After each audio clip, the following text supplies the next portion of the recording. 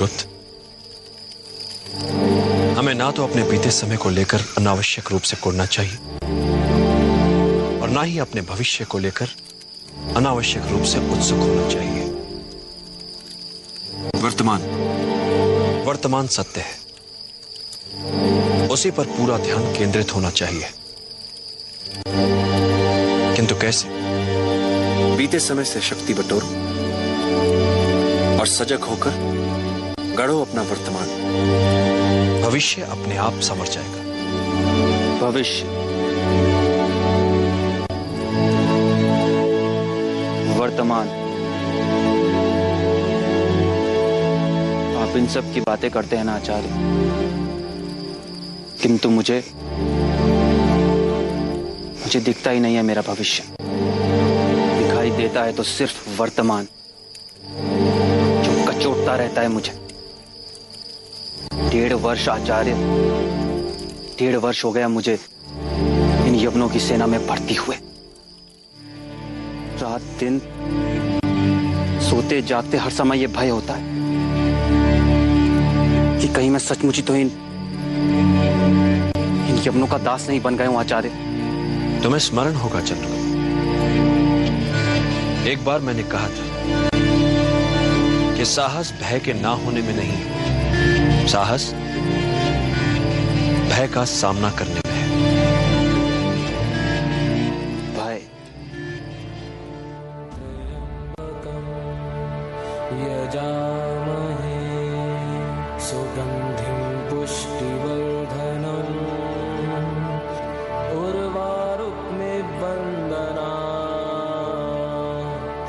मृत्योर्मोक्षयमामृतात्।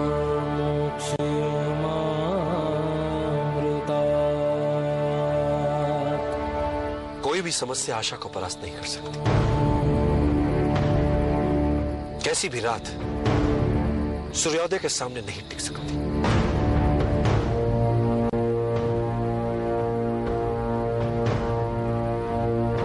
क्या हुआ चंद्रगुप्त? आचार्य, मैं इतने वर्षों से आपके साथ हूं, किंतु अभी तक आपको जान नहीं पाया। मुझे जब भी ऐसा लगता है कि मैं आपको जानने लगा हूं, समझने लगा हूं,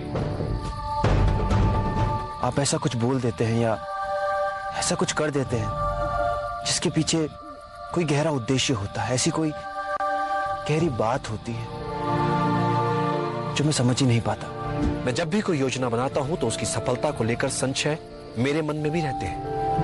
मैं योजना की परिकल्पना को अनुभव और अंतर्दृष्टि के साथ सोचे समझे संभावित संकटों का ध्यान रखते हुए कार्य में लाने का प्रयास करता हूं,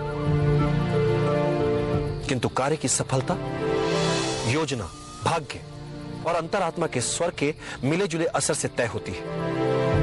कार्य की सफलता में इन तीनों की बराबर की भूमिका होती है।